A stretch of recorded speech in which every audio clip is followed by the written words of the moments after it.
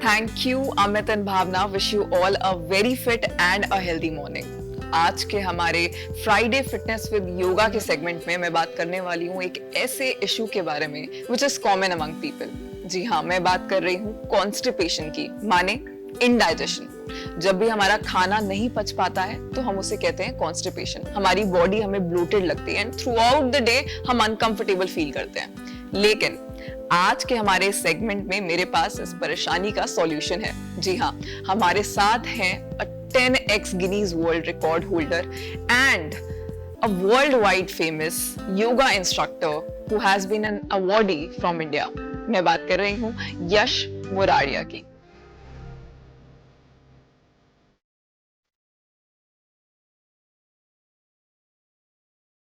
Namaste everyone.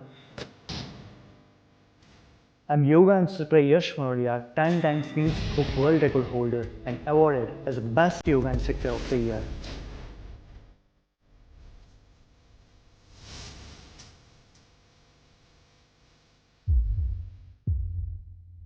आज हम main discuss करने वाले हैं इंडाइजेशन, कॉन्स्टिपेशन पे। आखिर ये है क्या? Inability to digest your food efficiently, that's a constipation. And that is the actual root cause of every single disease. Because आपने जो भी खाना खाया आपके स्टमक में तो गया, पर वहाँ से वो पच नहीं पाया, उस वजह से वो वहाँ पे ही पड़ा रहा तो वो सड़ता गया धीरे धीरे। सड़ने से उसमें से टॉक्सिन्स रिलीज होते हैं and that cause different kind of disease.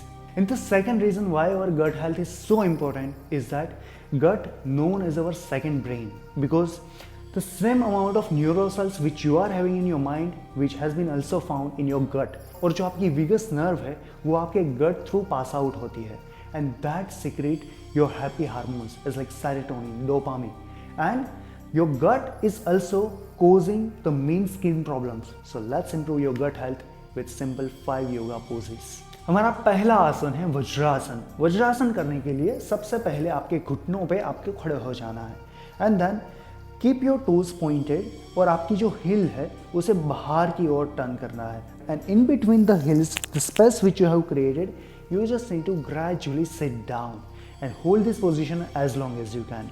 Vajrasana को स्पेशली खाना खाने के बाद किया जाता है। क्यों? बिकॉज जब आप अपने वज्रासन में लेग्स को फोल्ड करते हैं you are actually reducing the blood supply in your legs, और ब्लड फ्लो ज़्यादा सर्कुलेट होता है आपके स्टमक एरिया में, so that it helps you to digest your food in efficient way. हमारा दूसरा आसन है अर्ध मत्स्येंद्र आसन। उसको करने के लिए सबसे पहले अपने दोनों लेग्स को स्ट्रेट कर दीजिए, एक घुटने को बैंड कीजिए और अपने दूसरे पैर के नीचे रख दीजिए। दूसरे पैर को थाइस के साइड में रखते हुए अपने घुटने को और अपने स्टमक को जितना हो सके उतना नज़दीक लाने की कोशिश कीजिए and create a gentle pressure and place your elbows on the outer side of your thighs and just create a नमस्ते। एक्चुअली ये आसन करते वक्त आप अपने स्टमक को कंप्रेस कर रहे हैं और साथ ही साथ कमर को ट्विस्ट कर रहे हैं विद एक्सलेशन। उससे आपके स्टमक के अंदर जो भी अनडाइजेस्टेड फूड जो चिपका हुआ है वो वहाँ से प्रेशर मिलते ही वो फ्लश आउट करता है and that really helps you to improve your digestion. हमारा अगला आसन है भुजंगासन, जिसमें सबसे पहले आपको लेट जाना है अपने स्टमक पे, टोज को पॉइंटेड रखना है, दोनों हाथों को शोल्डर्स के नीचे रखते हुए lift your shoulders up with new inhalation. अब यहाँ पे होल्ड करते वक्त आपको कंटिन्यूसली सांस छोड़ते रहना है अपने माउथ से and fill the stretch exactly on your stomach area. जितना ज़्यादा आप पीछे जा सके उतना ट्राई करना है। हमारा अगला अभ्यास है पवन मुक्तासन। नाम से ही आपको पता चलता है that helps you to release your gases.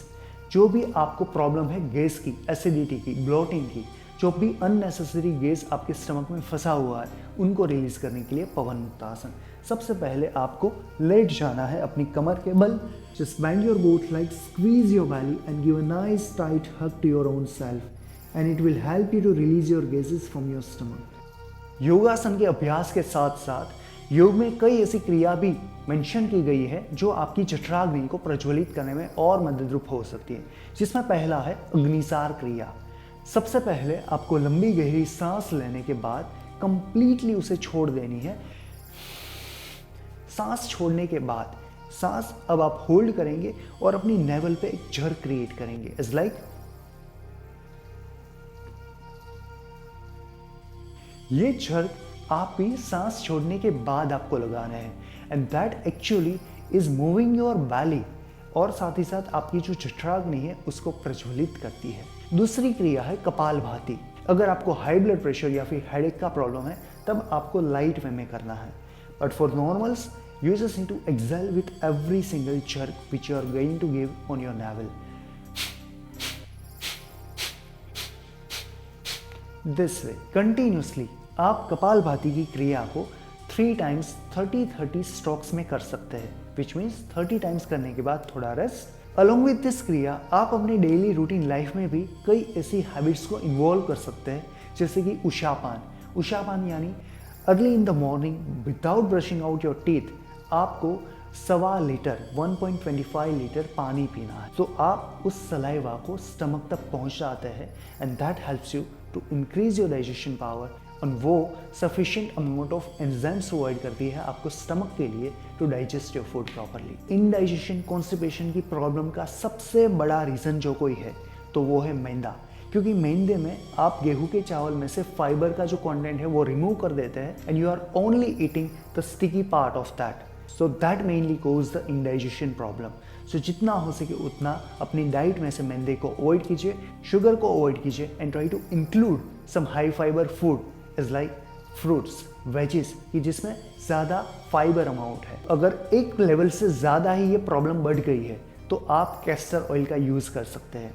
Castor oil यानी कि एरंडिया का तेल, जो आपके स्टमक में जाते ही आपको एक ल्यूब्रिकेशन प्रोवाइड करता है, और वो आपके अनडाइजेस्टेड फूड को फ्लश आउट करने में हेल्पफुल होता है। तो आप भी अपने day to day routine life में योगा अभ्यास और योगिक क्रिया को अपनाइए, and get yourself free from constipation and indigestion, and improve your gut health to improve your overall wellbeing.